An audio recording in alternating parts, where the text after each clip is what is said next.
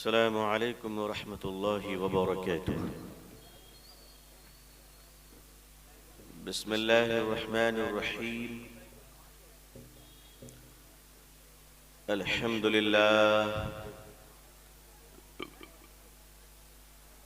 अल्हम्दुलिल्लाह व कफ़ा व सलामुन अला इबादिहिल्लज़ीना इस्तफ़ा, अम्मा बअद।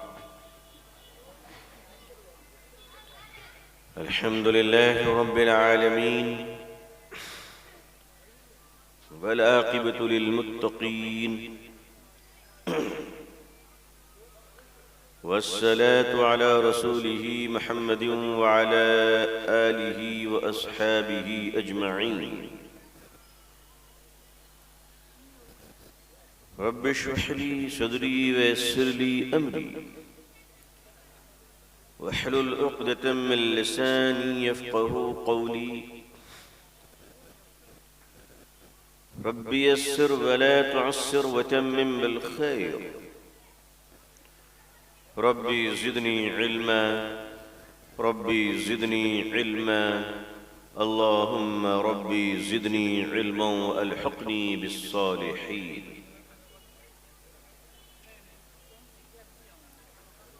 फ़अऊज़ु बिल्लाहि मिनश शैतानिर रजीम। बिस्मिल्लाहिर रहमानिर रहीम। जाअल हक़्क़ु व ज़हक़ल बातिल, इन्नल बातिल कान ज़हूक़ा। सदक़ल्लाहुल अज़ीम व सदक़ रसूलुहुन नबियुल उम्मियुल करीम।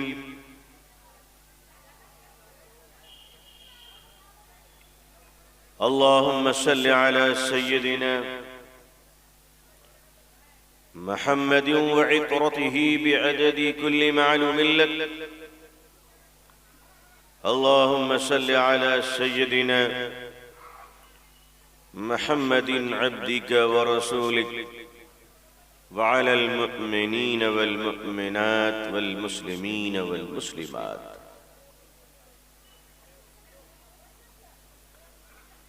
मुअज़्ज़ज़ हज़रात उलमाए किराम, बुज़ुर्गान मुहतरम, नौजवानान इस्लाम, अज़ीज़ान गिरामी, पर्दह नशी ख़वातीन उम्मत इस्लामिया,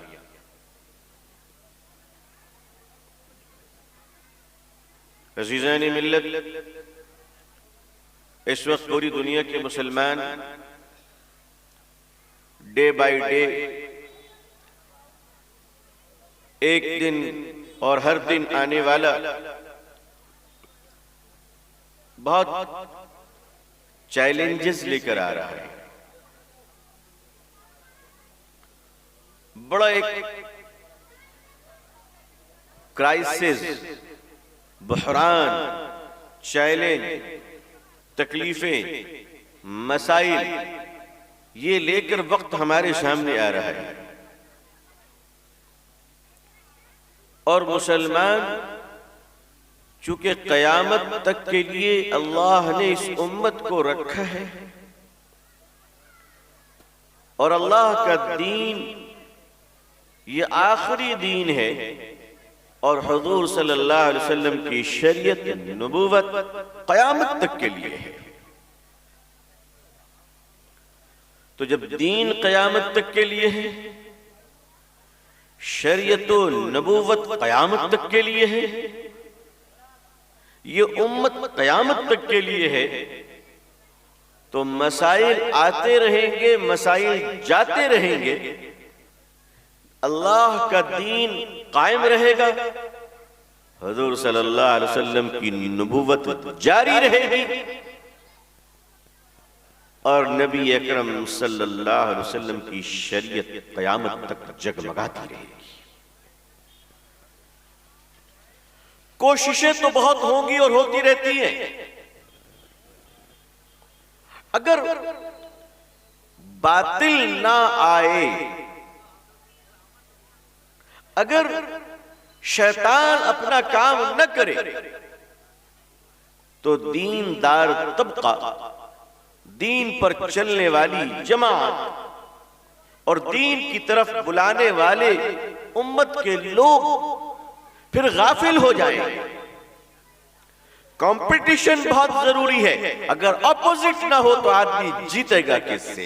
अगर कंपटीशन ना हो तो आदमी विनर कैसे होगा? आदमी आगे कैसे बढ़ेगा?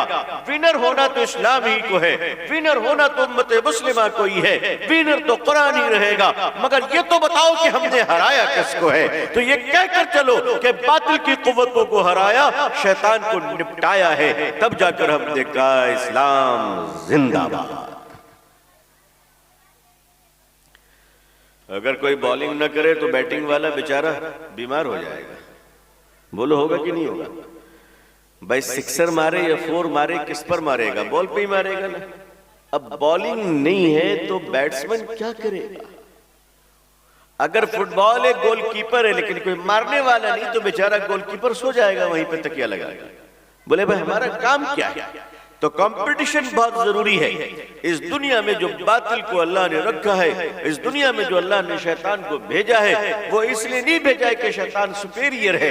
बातिल इसलिए नहीं है कि बातिल के पास बड़ी कुव्वत है, बड़ी ताकत है, बहुत शक्ति है। नहीं, शैतान और बातिल की ताकत इसलिए है कि उसको हारना है और इस्लाम और मुसलमानों को जीतना है।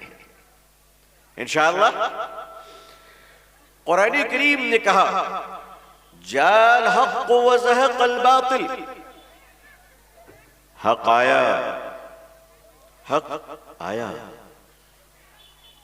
जाल हक़ व ज़हक़ल बातिल, हक आया, रोशनी आई। हक आया यानी रोशनी आई, उजाला आया। इन्नल बातिल कान ज़हूक़ा, बातिल गया। कुरान करीम कह रहा है कि बातिल गया, झूठ गया, बेईमानी गई। फिर कुरान कहता है कि ये तो जाने के लिए है, ये आने के लिए नहीं है, ये जाने के लिए। आने के लिए कौन है भाई? आने के लिए हक, सच, रोशनी आने के लिए है, और जाने के लिए कौन है? अंधेरा, डार्कनेस। डार्कनेस, तारीकी, अंधेरा, ये जाने के लिए है, और रोशनी आने के लिए है। वक़ुल जाअल हक़्क़ व ज़हक़ल बातिल, इन्नल बातिल कान ज़हूक़ा। हक आया, बातिल गया। बेशक बातिल तो होता ही है जाने के लिए। अब जरा आप समझे कि बातिल के पास जिंदगी नहीं है। मिथ्येर काछे जीवन नहीं। जिंदगी किसके पास है? जिंदगी किसके पास है? सच्चाई के पास। जीवन रोएছে সত্যর কাছে, মিথ্যের কাছে কোনো জীবন এমন শক্তি নেই। जिंदगियां अल्लाह ने हक को अता फरमाई है, और हक रोशनी का नाम है। मुसलमानों सुनो ठीक से, और आज आपके जहन में ये बात बैठनी चाहिए कि हक किसको कहते हैं और बातिल किसको कहते हैं। अच्छा ये बताइए, उस तरफ खवातीन का मजमा है? हाँ माशाल्लाह, इतना करीब रखिएगा तो रिएक्शन तो करेगा ही ना। एक ही पर्दा है, वो भी कितना नाजुक सा पर्दा है, अल्लाह हिफाजत फरमाए। इस पर्दे में तो मुफ्ती साहब क्या है? मुफ्ती है ये तो शरई पर्दा भी नहीं है भाई। इतना पतला और बारीक पर्दा, उधर खवातीन इधर मर्द बैठाओगे तो रिएक्शन हो गई। चलो ठीक है, आ जाए। हमारी बहनें गांव देहात की बहनें हैं, बंगाल के गांव देहात की बहनें भी माशाल्लाह बड़ी ज़हीन होती हैं। अभी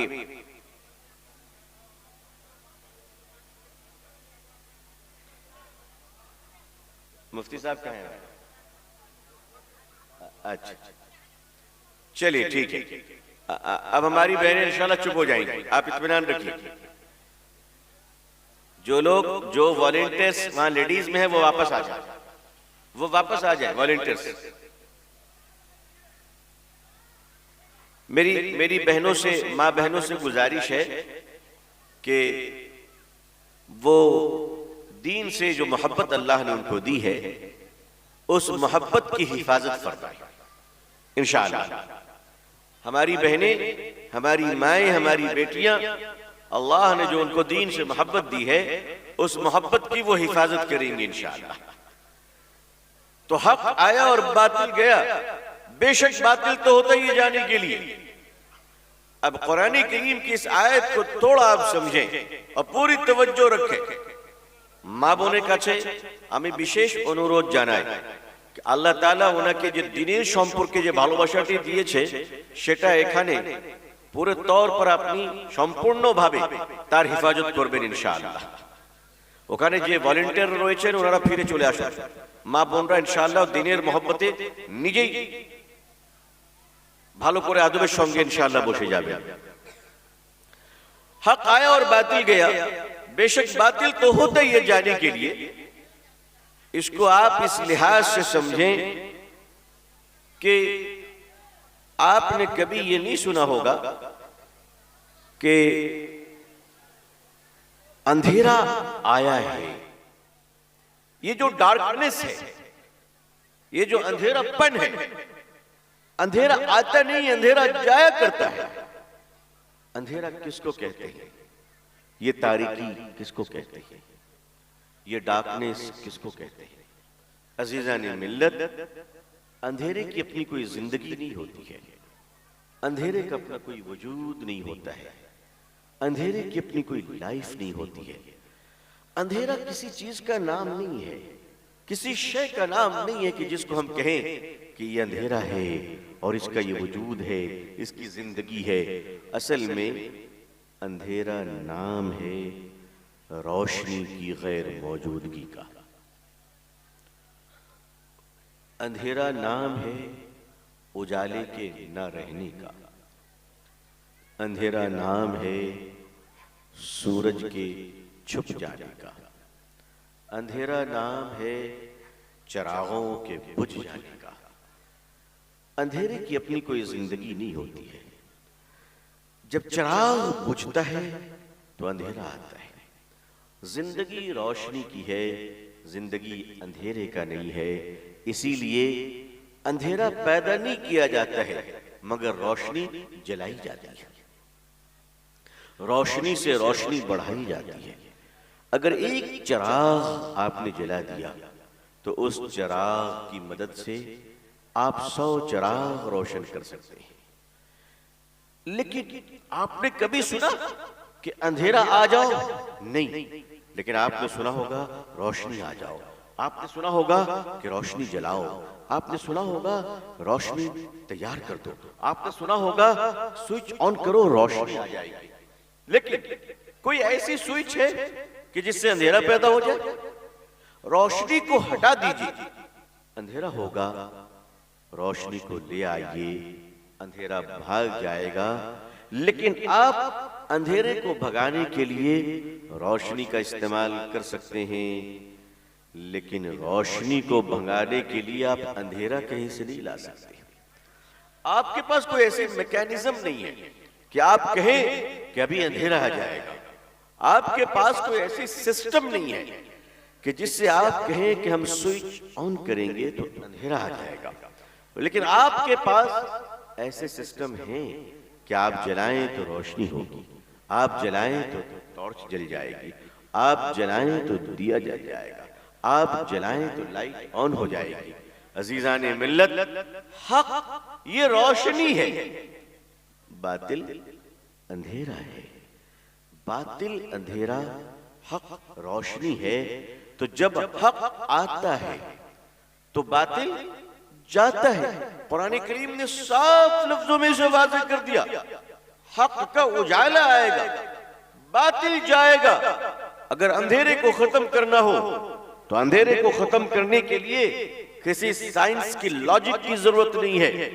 अंधेरे को खत्म करना हो तो अंधेरे को खत्म करने के लिए आपको किसी लंबे चौड़े भाषण की जरूरत नहीं है। अगर अंधेरे को खत्म करना हो तो एक चिराग जला दो, एक मोमबत्ती जला दो, अंधेरा खत्म हो जाएगा।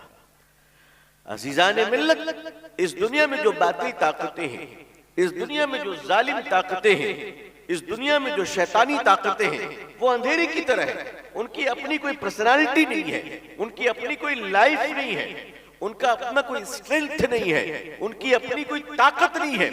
दुनिया की सारी बातिल ताकतें बुज़दिल है, कमजोर है।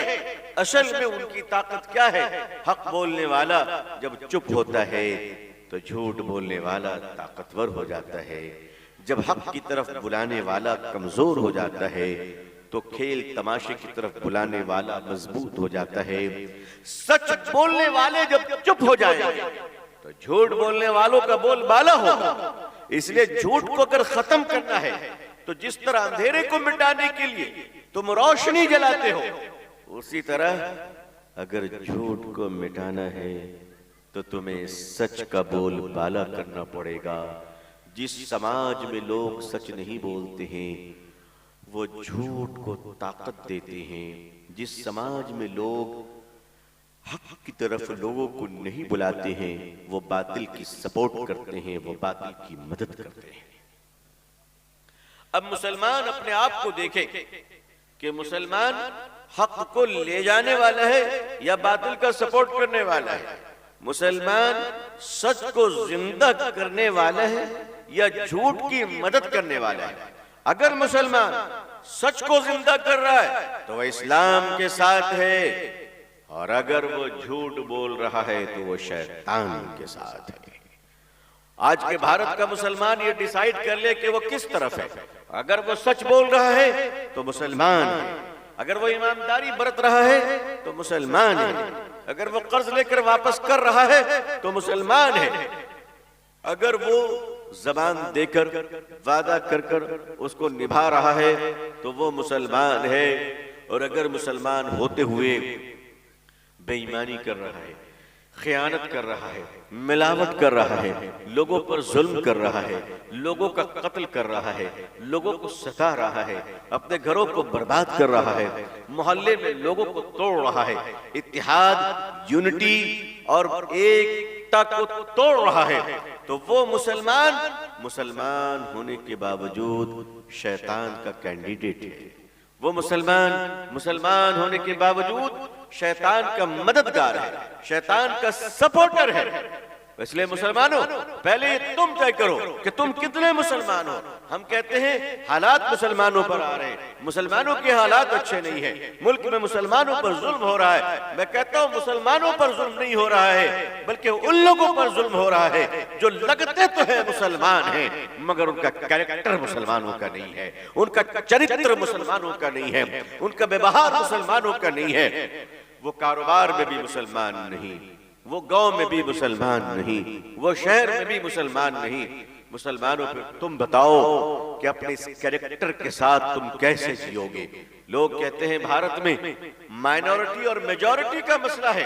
माइनॉरिटी और मेजॉरिटी, माइनॉरिटी का मतलब क्या है? जो लोग कम हैं, जो लोग थोड़े हैं, संख्या लोगों।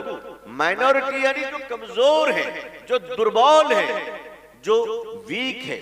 और मेजॉरिटी यानी जिनकी मेजॉरिटी जो बहुत ज्यादा है, बड़ी ताकत में है, उनके साथ पावर है, उनके साथ मसल पावर है, उनके साथ हर चीज की कुव्वत है, तो वो मेजॉरिटी हो गए। और जिनके पास नहीं है वो माइनॉरिटी हो गए। तो माइनॉरिटी और मेजॉरिटी ये आज मुल्क में एक बड़ा मसला चल रहा है, और इस मसले को लेकर मुसलमान बहुत खौफजदा है कि आखिर हम लोग इसको किस अंदाज के साथ हल करें। अजीजाने मिल्लत मुसलमानों, सोचो, आप माइनॉरिटी में रहो या मेजॉरिटी में रहो, इससे आप पर कोई फर्क नहीं पड़ता। अल्लाह की तरफ से माइनॉरिटी और मेजॉरिटी का मसला नहीं है, अल्लाह की तरफ से ईमान का मसला है। पहले एक बात समझ लीजिए, कुरान करीम ने कहा व अंतुमुल अअलौना इन कुंतुम मोमिनीन, तुम ही बाइज्जत रहोगे बशर्ते कि तुम मोमिन हो जाओ, बशर्ते कि तुम मोमिन हो जाओ। माइनॉरिटी मेजॉरिटी क्या है? आपने फिरौन का नाम सुना है? आप लोगों ने फिरौन का नाम सुना होगा, एक बादशाह गुजरा है, वो मेजॉरिटी में था, था ना? पावर किसके पास थी? फिरौन के पास। राजा कौन था? फिरौन। मसल पावर किसके पास थे? फिरौन के पास। आर्मी, फोर्स, फौज, पुलिस, ताकत, पावर, हथियार, पैसे, बादशाह किसके पास थी भाई? फिरौन के पास। फिरौन मेजॉरिटी और हजरत मूसा अलैहिस्सलाम माइनॉरिटी में थे। उनके पास पावर नहीं था, उनके पास मसल भी नहीं थे, उनके पास आर्मी और फौज भी नहीं थी। लेकिन आप गौर कीजिए कि हजरत मूसा अलैहिस्सलाम की पैदाइश के वक्त में अल्लाह ने क्या फरमाया? ऐ मूसा की मां, मत घबराओ, बच्चे की हिफाजत मैं करूंगा। तुम अपने बच्चे को एक बर्तन में रखकर, नौका नुमा, कश्ती नुमा में रखकर दरिया में बहा दो, उसकी हिफाजत मैं करूंगा। ताकत फिरौन के पास है, हजरत मूसा के पास ताकत नहीं है। कुव्वत, पैसे, दौलत, फौज, लोग सारे फिरौन के पास है। मूसा अलैहिस्सलाम के पास जाहिरी लिहाज से कोई चीज नहीं है, मगर अल्लाह की मदद उनके साथ है। तो क्या हुआ? ऐसी मदद हुई कि फरमाया कि मूसा को पानी में बहा दो। एक बर्तन में रखकर मां बहा तो देती है, लेकिन अल्लाह तबारक व तआला चाहते तो मूसा अलैहिस्सलाम को मछली से परवरिश करवा लेते। हजरत यूनुस अलैहिस्सलाम मछली के पेट में 40 दिन रहे, अल्लाह ने उनको जिंदा रखा, कोई तकलीफ नहीं हुई। हजरत मूसा अलैहिस्सलाम को भी अल्लाह चाहते तो 40 साल और उससे ज्यादा जितना अल्लाह चाहते मछली के पेट में रखते, खिलाते, पिलाते और जिंदा रखते। अल्लाह चाहते तो हजरत मूसा अलैहिस्सलाम को जंगल में भेज देते, हथनी अपने पीठ पर पाल लेती, हिरने अपनी दूध पिलाकर आपकी परवरिश कर लेती। मगर नहीं, अल्लाह ने अपना पावर दिखाया कि मेजॉरिटी माइनॉरिटी कुछ नहीं होती। जिसके साथ अल्लाह होता है वो कामयाब होता है, और जिसके साथ अल्लाह ना हो वो नाकाम है। ऐ ईमान वालो, इज्जत तुम्हारे लिए है। ऐ ईमान वालो, अल्लाह तुम्हारे साथ है। तुम अपने ईमान की कुव्वत तो लेकर आओ। ये क्या हो गया तुम्हें कि आज तुम दुनिया वालों की गुलामी कर रहे हो? आज तुम दुनिया वालों के चमचे बन गए हो, आज तुम दुनिया वालों के तलवे चाट रहे हो। तुम अल्लाह से क्यों नहीं डरते? तुम एक अल्लाह को पुकारते क्यों नहीं हो? हजरत मूसा अलैहिस्सलाम पानी में बह रहे थे। आप बताइए कि अल्लाह ने हजरत मूसा अलैहिस्सलाम को कहां भेजा? आपको मालूम है ना कहां भेजा? फिरौन के घर में भेजा। आप जानते ही हैं अल्लाह तबारक व तआला ने मूसा अलैहिस्सलाम को उसी फिरौन के घर में भेजा जो फिरौन बच्चों का कत्ल कर रहा था, ताकि वो बच्चा पैदा ना हो जो मुझे टक्कर दे सकेगा। वो बच्चा पैदा ना हो। और वो बच्चा कौन है? वो बच्चा आप हैं मूसा अलैहिस्सलाम, जो दरिया में बहकर फिरौन के दरवाजे पे पहुंच रहे हैं। फिरौन जिसको ढूंढ रहा है वो अब उसके दरवाजे पे खड़े हैं, और फिरौन सैकड़ों बच्चों का कत्ल कर रहा है ताकि हजरत मूसा पैदा न हो। और अल्लाह ने हजरत मूसा अलैहिस्सलाम को पैदा भी फरमाया और फिरौन के दरवाजे पे पहुंचाया। हजरत मूसा अलैहिस्सलाम फिरौन के दरवाजे पे पहुंचते हैं। किस्सा बड़ा तवील है, लेकिन अल्लाह तबारक व तआला ने हजरत मूसा अलैहिस्सलाम को डरने नहीं दिया, और डर की वजह से आप घबराए नहीं, बल्कि आप गए फिरौन के घर में। अल्लाह ने रखा फिरौन की बीवी हजरत आसिया रज़ी अल्लाह तआला अन्हा, जो ईमान लाई बाद में, उन्होंने हजरत मूसा अलैहिस्सलाम की परवरिश की। हजरत मूसा अलैहिस्सलाम जवान हुए, अल्लाह ने आपको नबूवत दी, अल्लाह ने आपको ताकत दी। फिरौन पूरी ताकत में था, फिरौन शबाब में था, फिरौन दौलत के खजाने का मालिक था, फिरौन हाथी और घोड़ों का मालिक था, फिरौन फौज और सिपह सालारों का मालिक था, फिरौन महल का, हवेलियों का, मकानों का मालिक था। मिस्र के अंदर सारी ताकतें फिरौन के पास थी, लेकिन अल्लाह की मदद हजरत मूसा अलैहिस्सलाम के साथ थी। तन्हा हजरत मूसा अलैहिस्सलाम ने ललकारा है, फिरौन इकरार कर अल्लाह एक है, तकब्बुर को छोड़ दे, घमंड को छोड़ दे, अहंकार को छोड़ दे। ऐ फिरौन, एक अल्लाह को मान ले, अल्लाह तुझे सलामती देगा, अल्लाह तुझे आफियत देगा, अल्लाह तेरी सलाम खजाने को, तेरी सल्तनत को सलामत रखेगा, अल्लाह तुझे दुनिया में भी नवाजेगा और आखिरत में भी नवाजेगा। फिरौन ने नहीं माना, फिरौन ने टक्कर दिया, क्योंकि फिरौन के पास ताकत थी। फिरौन कह रहा था मेरी ताकत के सामने ये मूसा क्या टिक पाएगा, मजदूरों को लेकर मेरी ताकत के सामने मूसा क्या टिक पाएगा, ये चंद इस्राएली फौजों को लेकर, ये लोगों को लेकर उसने ललकारा। हज़रत मूसा अलैहिस्सलाम ने जवाब दिया। ताकत फिरौन के पास थी, मदद अल्लाह की हज़रत मूसा के पास थी। ऐ लोगों, तुम बताओ, हज़रत मूसा अलैहिस्सलाम की जीत हुई और फिरौन की हार हुई कि नहीं हुई? बोलो, हुई? ताकत किसके पास थी? ताकत किसके पास थी? फिरौन के पास। हारा कौन? फिरौन। जाहिरी एतबार से ताकत उसके बराबर नहीं थी हजरत मूसा अलैहिस्सलाम के पास, मगर जीत किनकी हुई? हजरत मूसा अलैहिस्सलाम की। माइनॉरिटी मेजॉरिटी ये कोई फैक्टर नहीं अल्लाह के सामने। ये तुम्हारे हमारे के सामने फैक्टर हो सकती है।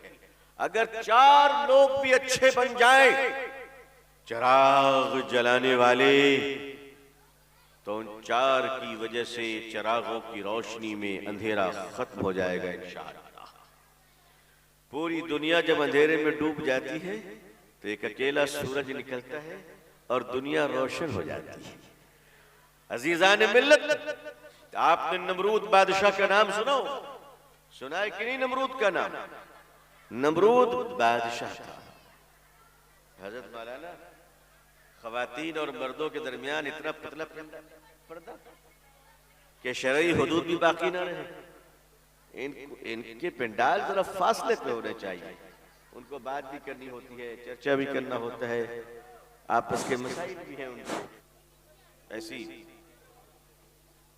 जज़ाकल्लाह। दुरूद शरीफ पढ़ें। बिस्मिल्लाहिर्रहमानिर्रहीम। अल्लाहुम्मा सल्लि अला सय्यिदिना मुहम्मदिन अफ़ज़ल सलावातिक अदद मालूमातिक व अला आलिहि व अस्हाबिहि व अज़वाजिहि व औलादिहि व अहफ़ादिहि अजमईन। ये भी एक लुत्फ़ है कि जहाँ हमारे देहात के बहुत सीधी सादी बहनें बेचारी जलसे में आके 2 काम कर लेती हैं। एक जलसा भी हो जाता है और उनका अपना काम भी हो जाता है। तो ये आप लोग इसको एंटरटेन कीजिए, गुस्सा मत कीजिए। हजरत, जगह की भी किल्लत है, इसी वजह से भी थोड़ी परेशानी हो रही है। ओहो, तो तालाब के तादाद बहुत ज्यादा है। तालाब के मोड़े पे आप बहनों को बिठा देंगे तो मछलियां तो पकड़ी जाएंगी ना। जगह की बहुत किल्लत हो गई जगह। अल्लाह अकबर। हाँ, असल में तवक्को से ज्यादा जब लोग बढ़ जाते हैं तो बहरहाल तो हमारी बहनों पे गुस्सा ना हो। असल में तरबियत की जरूरत होती है। और आपके इलाके में बड़े उलमा हैं माशाअल्लाह। हज़रत मौलाना मुफ्ती है या खान साहब दामद बरकातुहुम जैसे जलील क़द्र फ़क़ीह और मुफ्ती तशरीफ फरमा है। मैं उम्मीद करता हूँ कि हज़रत तवज्जो फरमाएंगे, लेकिन गुस्से से काम नहीं, मोहब्बत से काम लीजिए। वो हमारी बहनें हैं जिस तरह आप हमारे भाई हैं। अजीज़ान मिल्लत, तो अब आप बताइए कि मैंने कहाँ पर बात रोक दी थी? जरा आपकी भी जिंदा जावेदी और बेदार मग़ज़ का थोड़ा इम्तिहान हो जाए। माशाअल्लाह। तो नमरूद बादशाह, तो मैं अर्ज कर रहा था कि माइनॉरिटी मेजॉरिटी असल में कोई फैक्टर नहीं है। अल्लाह की ताकत असल है, अल्लाह की मदद असल है। अल्लाह जिसके साथ होते हैं वो कामयाब होता है, और अल्लाह की मदद जिसके साथ न हो वो हलाक हो जाता है। फिरौन के साथ अल्लाह तबारक व तआला की मदद नहीं थी, फिरौन के साथ अल्लाह तबारक व तआला की नुसरत नहीं थी, तो वो हलाक हो गया बहर कुलजुम में। लेकिन हज़रत मूसा अलैहिस्सलाम के साथ अल्लाह की मदद थी, अल्लाह की ताकत थी। हज़रत मूसा अलैहिस्सलाम अल्लाह के पैगंबर, जलीलुल क़द्र पैगंबर, उलुल अज़्म वाले नबी, ताकतवर और बहादुर। लेकिन अल्लाह ताला ने आपको नरमियत के साथ रखा और फरमाया कि आप अल्लाह का दीन नरमियत के साथ पेश करें, गुस्से से पेश न करें। यही मिजाज दायाना हमारा जलसों में भी होना चाहिए कि अगर किसी से कोई गलती हो जा रही है तो हम डांटे नहीं, हम मोहब्बत से अपने भाई बहनों को समझाएं, क्योंकि गलती हमारी है कि हम अपने अपने लोगों की, अपनी कौम की तरबियत नहीं कर सके, उनकी मेंटल एक्सरसाइज नहीं करवा सके, उनकी ज़हनी तरबियत न कर सके। अगर हमने ठीक से उनकी तरबियत की होती तो जाहिर है कि उसकी रौनक और होती। लेकिन मैं नाउम्मीद नहीं, बल्कि आप भी नाउम्मीद नहीं है। इंशाअल्लाह हम सब मिलकर दीन की खिदमत करेंगे, मिलजुल कर आगे बढ़ेंगे इंशाअल्लाह, तो मर्द भी कामयाब होगा, औरतें भी कामयाब होंगी।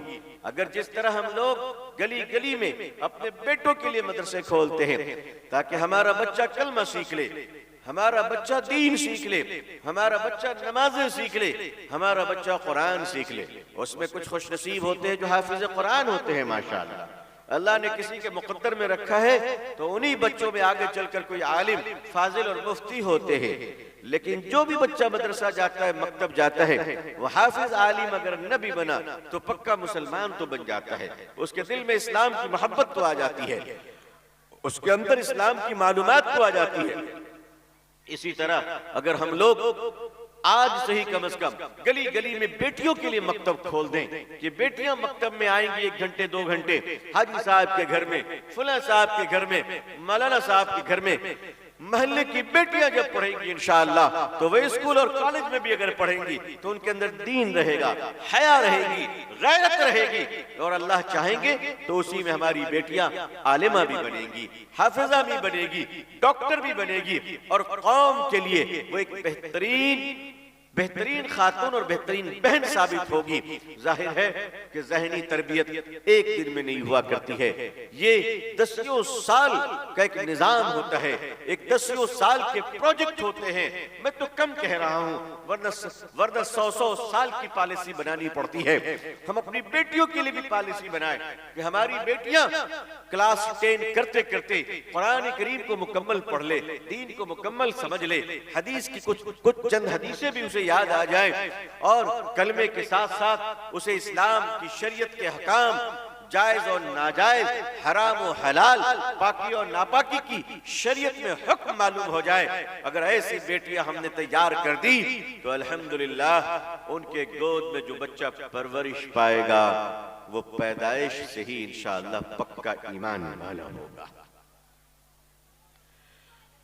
बच्चे जब देखते हैं कि मेरी माँ तिलावत कर रही है तो बच्चा भी तिलावत करता है, और बच्चा जब देखता है कि मेरी माँ नमाज पढ़ रही है तो बच्चा कपड़ा पहना हो या ना पहना हो वो भी सजदा करने लगता है।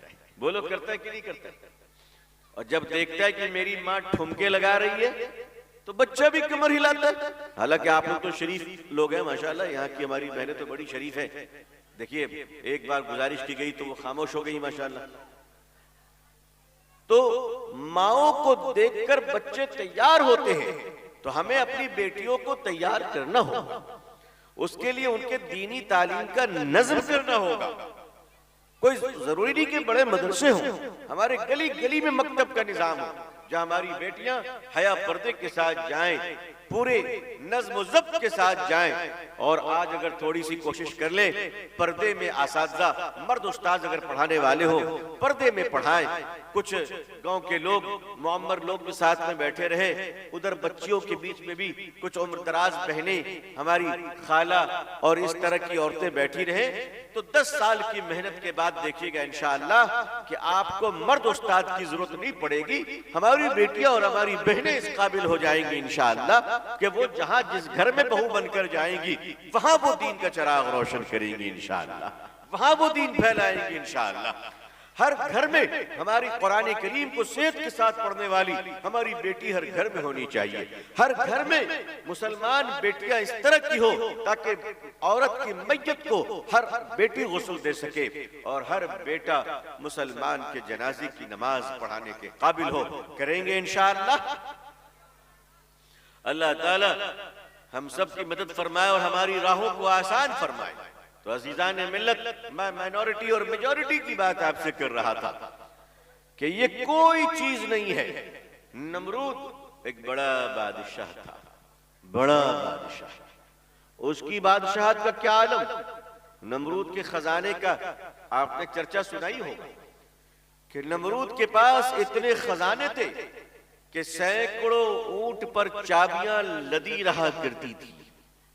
लेकिन जब उसने गुरूर किया, क्या गुरूर किया कि शक्ति हमारे पास है, ताकत हमारे पास है, मसल पावर हमारे पास है, गवर्नमेंट हमारे पास है, फौज हमारे पास है, पुलिस हमारे पास है। नमरूद ने कहा कि हम जो चाहें करें, अत्याचार करें। नमरूद ने जब अहंकार दिखाया, नमरूद ने जब घमंड दिखाया, तो अल्लाह ने एक मच्छर को हुक्म दिया। किसको हुक्म दिया? अच्छा, मच्छर तो आप लोग समझते ही होंगे, मौशा बाबा। बाबा मैंने अपनी तरफ से कह दिया, आप लोग मौशा ही कहते होंगे, है ना? ये जो मच्छर है, आप बताओ ये कितना नाजुक चीज है बेचारा। ऐसे दो हाथ से मार दो तो खून, गुर्दा, दिल, गुर्दा सब बराबर हो जाता है।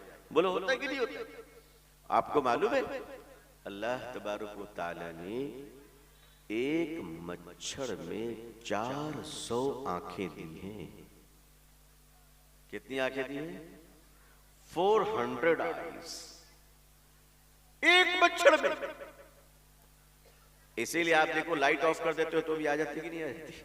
आते ही ना मच्छर, लाइट ऑफ करके भी आ जाती। कब मैं आ जाऊंगा मुझे कोई फर्क नहीं पड़ता, उसके पास हर किस्म के लाइट मौजूद है। एक मच्छर और एक गवर्नमेंट, कोई किछु तुलना আছে? कोई बराबरी है? वो भी लंगड़ा मच्छर, वो भी लंगड़ा मच्छर। एक पांव बेचारे का एक्सरसाइज करते हुए टूट गया था जिम में। जिम में पहलवानी कर रहा था, एक पांव टूट गया उसका। इधर नमरूद बादशाह, कौन है? बादशाह। और इधर कौन है? लंगड़ा बेचारा। लंगड़ा वो भी देखो क्या है, वो भी लंगड़ा, एक पांव का गया हुआ। अल्लाह ने उसे हुक्म दिया, चलो कहा का सीधा नमरूद के नाक में हुक्म हुआ। मच्छर ने कहा कोई बात नहीं अल्लाह, आप जिधर बोलिएगा रहने उधर रहूंगा। भाई मच्छरदानी में रहता था, आप बोले नमरूद के नाक के अंदर हो, वहीं रहेंगे। मच्छर ने स्टार्ट किया पिकअप फ्लाइट की तरह। F-16 जो अमेरिका का लड़ाकू बमबार तैयार होता है ना, एयरक्राफ्ट, वो एयरक्राफ्ट की तरफ भ्रमणा। तो मच्छर की आवाज आती है ना, भन करके कान के पास आके पहले इन्फॉर्म करता, मैं आ गया हूं, तुझे कुछ करना है तो कर ले, रेडी होना है तो हो जा, मैं आ गया हूं।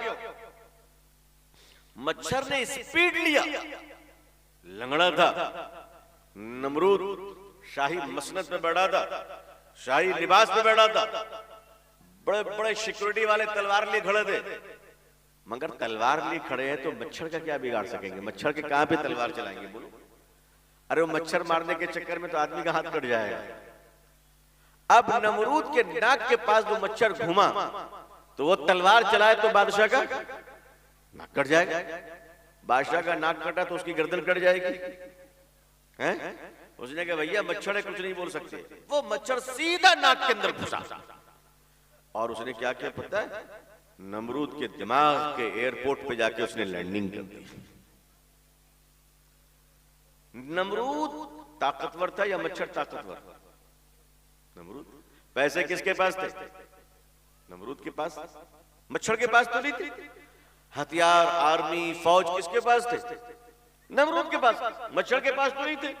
मगर अंदर जाने में कामयाब कौन हुआ? रोक सका उसको? इसकी फौज रोक सकी, इसकी पुलिस मच्छर को रोक सकी? वैसे मच्छर को कौन रोक पाता है?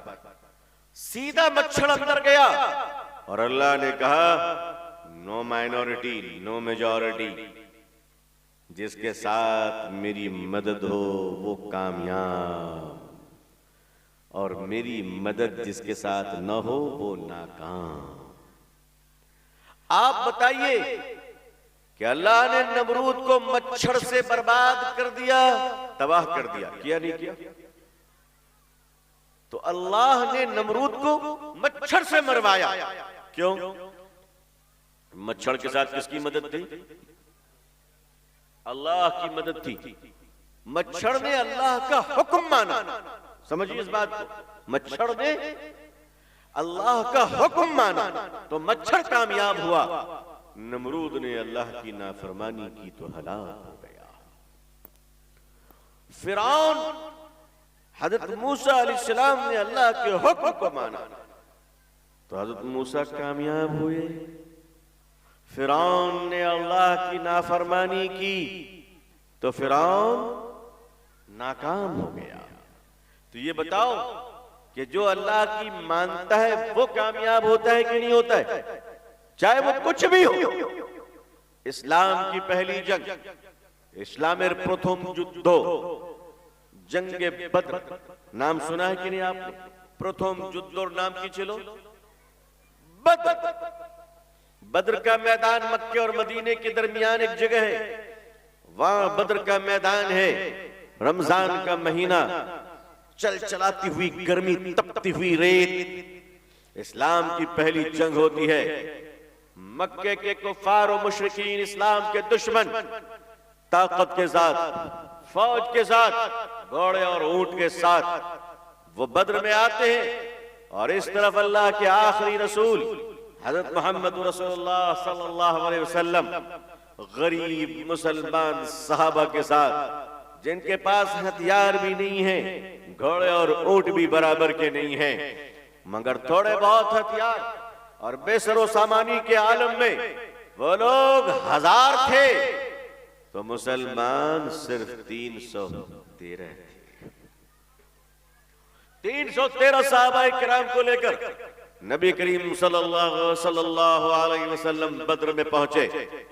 मुसलमानों बताओ, तुमने इस्लामी इतिहास पढ़ी है, तुमने इस्लामी तारीख पढ़ी है, जरा बताओ कि उस रमजान मुबारक के महीने में, इस्लाम की पहली जंग में कमजोर मुसलमानों को अल्लाह ने जीत दी या नहीं दी? अल्लाह ने दिया कि नहीं दिया?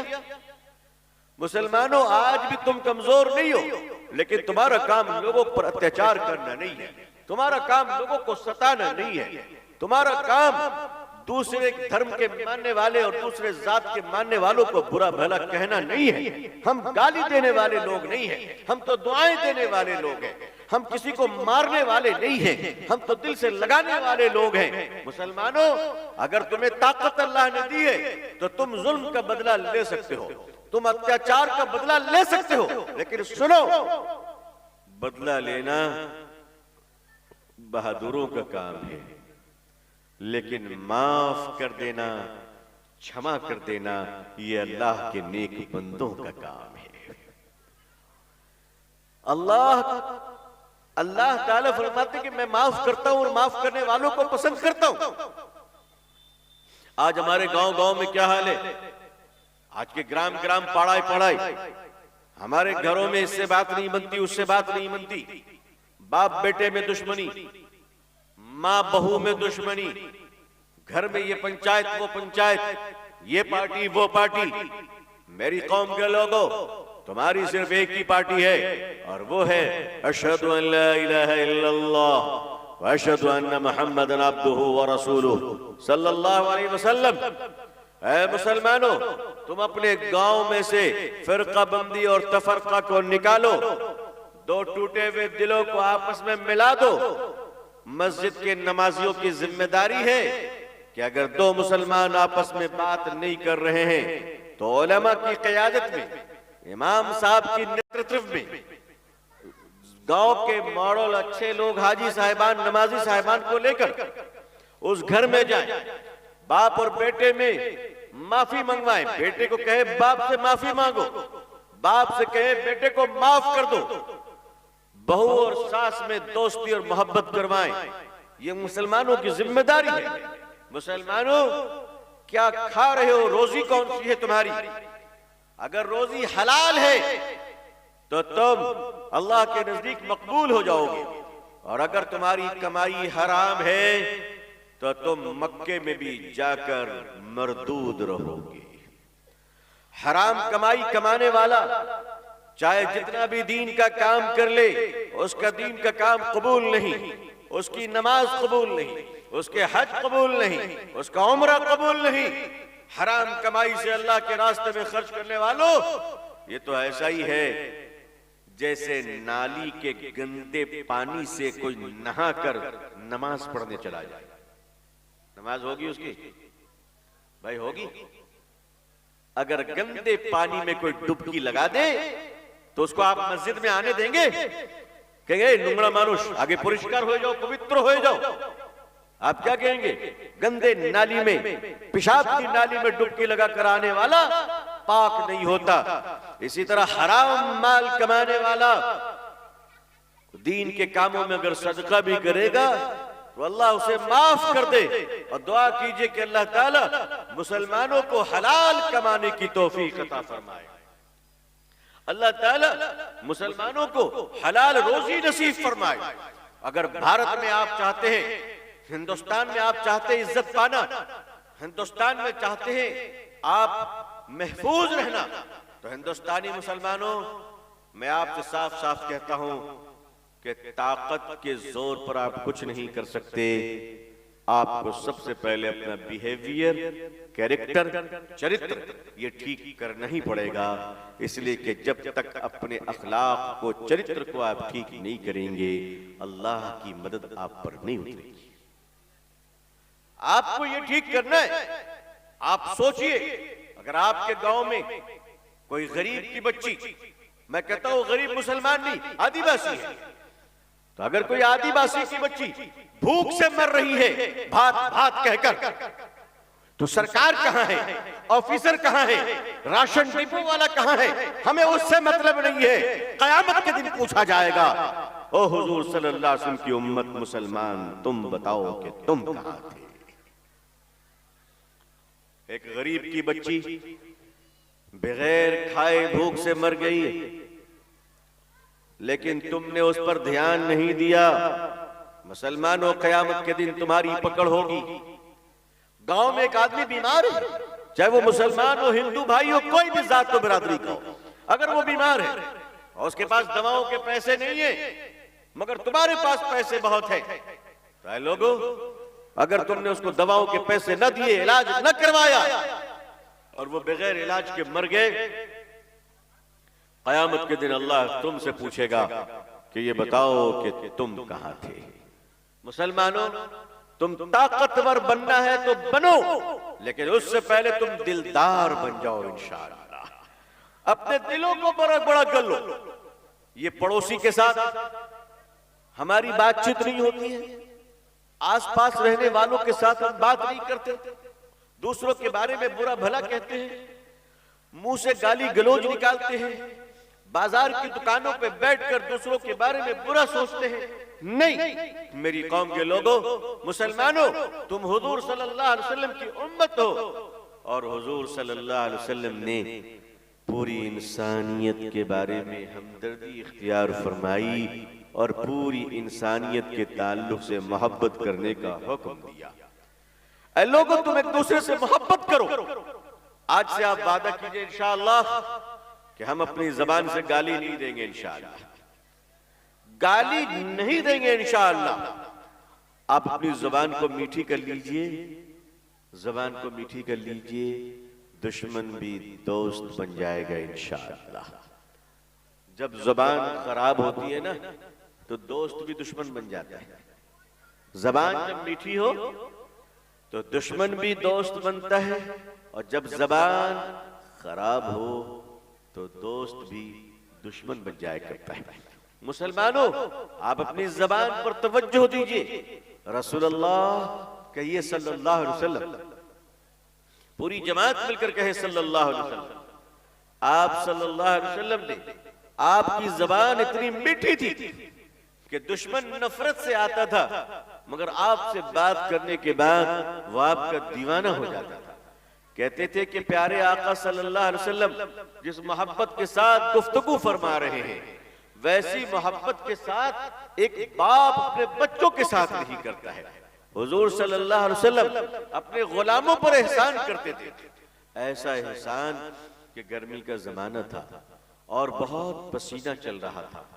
माँ आयशा रज़ी अल्लाह ताला अन्हा की एक बांदी थी, हजरत बरीरा रज़ी अल्लाह ताला अन्हा। हजरत बरीरा सो रही थी, आपको पसीना आ रहा था। हुजूर सल्लल्लाहु अलैहि वसल्लम ने देखा, आह आह, मेरी बांदी बरीरा को पसीना आ रहा है। हुजूर सल्लल्लाहु अलैहि वसल्लम ने पंखा लिया, हजरत बरीरा को हवा देने लगी। हजरत बरीरा बांधी है, हवा देने लगे। ठंडी हवा पाकर हजरत बरीरा रदी अल्लाह ताला अन्हा की आंखें खुल गई।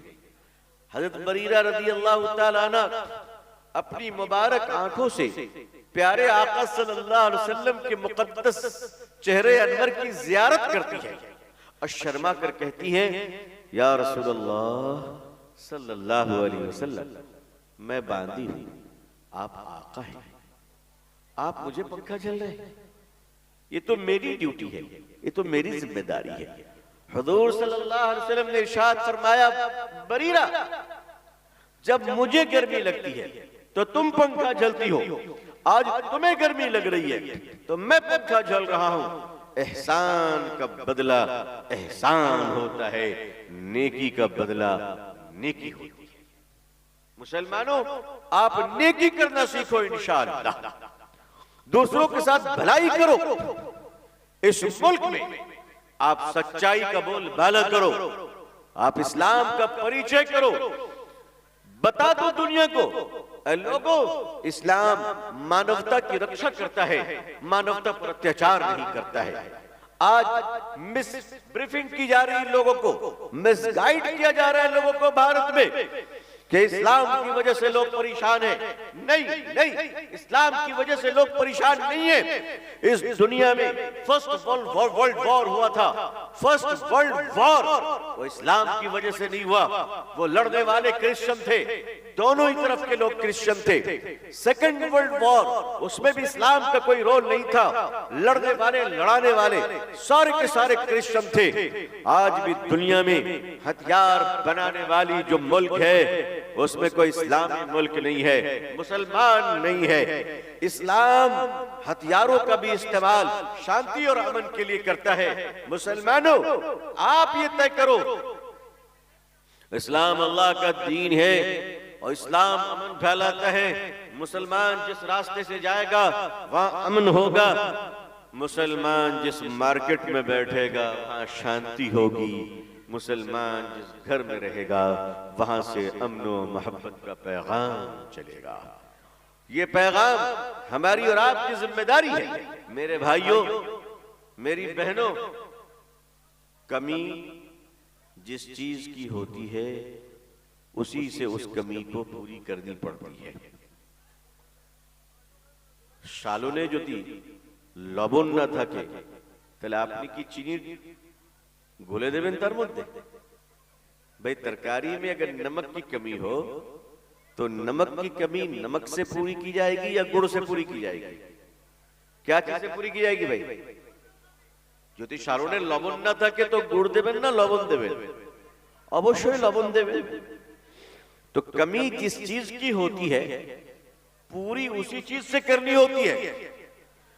भारत के मुसलमानों ने जब दीन को अपनाया था, इस्लाम को अपनाया था, ईमानदारी का सबक दिया, तो वो ख्वाजा मोइनुद्दीन चिश्ती रहमतुल्लाह अलैह आज 700-800 साल हो गए, लेकिन आज भी उनके कब्र को भी लोग मोहब्बत से देखते हैं। मुसलमान वो भी हैं, मुसलमान हम भी हैं। बुजुर्गों के मज़ारों को मोहब्बत की नजर से देखी जाती है और उनकी औलाद मुसलमानों को नफरत की नजर से देखा जा रहा है।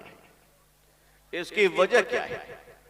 हजरत ख्वाजा मोइनुद्दीन चिश्ती रहमतुल्लाह अलैह, हजरत निजामुद्दीन औलिया रहमतुल्लाह अलैह, इन बुजुर्गों ने लोगों को, इंसानियत को, मानवता को गले से लगाया, दूर नहीं किया, लोगों की मदद की, लोगों के काम आए। आज का मुसलमान गालियां देता है, आज का मुसलमान झूठ बोलता है, आज का मुसलमान मस्जिद का भी माल खा ले रहा है, आज का मुसलमान अपने माँ बाप से मोहब्बत नहीं करता, आज का मुसलमान बाप की प्रॉपर्टी में अपनी बहन का हिस्सा नहीं देता है। आप जानते हैं कितना बड़ा पाप है, कितना बड़ा जुर्म है। लोगों, मरने से पहले पहले अपनी प्रॉपर्टी में अपनी बेटी को उसका अधिकार दे दो, नहीं तो याद रखो, अगर अपनी बेटी का अपनी प्रॉपर्टी में हक नहीं दोगे तो तुम तहज्जुद और नमाज के साथ भी रहोगे तो भी तुम्हारी कब्र में पकड़ हो जाएगी। बाप की प्रॉपर्टी में बेटी का हिस्सा है, ये किसने कहा भाई? ये मौलाना ने नहीं कहा है, ये मुफ्ती साहिबान ने नहीं कहा है। बाप की जायदाद में विरासत में बेटी का हिस्सा है, ये आदेश, ये हुक्म अल्लाह और अल्लाह के रसूल का है सल्लल्लाहु अलैहि वसल्लम। लोग हज कर रहे, नमाज पढ़ रहे, मस्जिदें बनवा रहे, मदरसे चला रहे, मगर बेटी को हक नहीं देते, बेटा को देते, बेटी को नहीं देते। हराम है। अगर ऐसे में मर गए तो अल्लाह क्या पकड़ हो जाएगी। और जो भाई अपने बहन को हिस्सा नहीं देगा, उसकी औलाद, उसके घर में परिवार कभी सुकून से नहीं रहेंगे, कभी सुकून से नहीं रहेंगे। पहले अपनी बहन का हिस्सा दो, चाहे एक चाराना हिस्सा निकलता हो, एक पैसा हिस्सा निकलता हो बाप की जायदाद में, अपनी बहन का हिस्सा निकालो। मुसलमानों, आज मुसलमान बेटियां इधर उधर चली जा रही हैं। अल्लाह ताला हम सबके ईमान की हिफाजत फरमाए, आमीन।